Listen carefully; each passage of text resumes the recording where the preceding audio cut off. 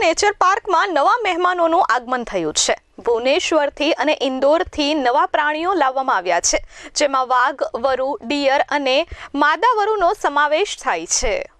સુરતના સરથાણા નેચર પાર્કમાં નવા મહેમાનોનું આગમન થયું છે। સરથાણા નેચર પાર્કમાં ભુવનેશ્વર અને ઇન્દોરથી નવા પ્રાણીઓ લાવવામાં આવ્યા છે। ભુવનેશ્વરના નંદનકાનન ઝૂમાંથી વાઘની એક જોડી શ્રી અને અભય સરથાણા નેચર પાર્કમાં લાવવામાં આવ્યા છે। આ સાથે જ 3 ચોસિંગા, એક જોડી બાર્કિંગ ડિયર અને 2 માદા વરુ પણ નેચર પાર્કમાં સમાવેશ થયા છે। ઇન્દોર ઝૂ સાથે પ્રાણી એક્સચેન્જ હેઠળ વાઘ મેળવી તેના બદલામાં હિપ્પોનું એક બચ્ચું આપવામાં આવ્યું છે। વાઘની નવી જોડી હાલમાં ક્વોરન્ટાઇન પીરિયડમાં છે અને ટૂંક સમયમાં મુલાકાતીઓ માટે ખુલ્લી મુકાશે। વલસાડ વન વિભાગ દ્વારા સારવાર માટે લાવવામાં આવેલી દીપડાના બચ્ચાની સફળ સારવાર કરાઈ છે। દીપડાના બચ્ચાની સફળ સારવાર કરી તેને કાયમી વસવાટ માટે મંજૂરી પણ મેળવવામાં આવી છે। હું doctor Rajesh Patel, incharge zoo superintendent, Sarthana nature park, Surat મહાનગરપાલિકા।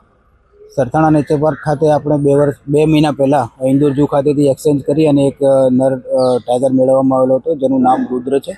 અને ગયા મહિનામાં ભુવનેશ્વર ઝૂ ખાતેથી એક ટાઈગરની જોડી એક્સચેન્જ પ્રપોઝલમાં મેળવવામાં આવેલી છે। એની સામે આપણે 5 જડબિલાડી, 3 મેલ અને 2 ફિમેલ, એક સિલ્વર ફિજનની જોડી અને 10 સ્ટાર ટેટવીઝ આપેલા હતા। એની સામે આપણને ટાઈગરની જોડી, જેમાં ફિમેલનું નામ શ્રી છે અને મેલનું નામ અભય છે, તેઓની ઉંમર 3 થી 3.5 વર્ષની છે। અને ત્યાંથી 2 ઉલ્ફની ફિમેલ અને બાર્કિંગ ડિયરની એક જોડી અને 3 ચોસિંગા મેળવવામાં આવેલા છે।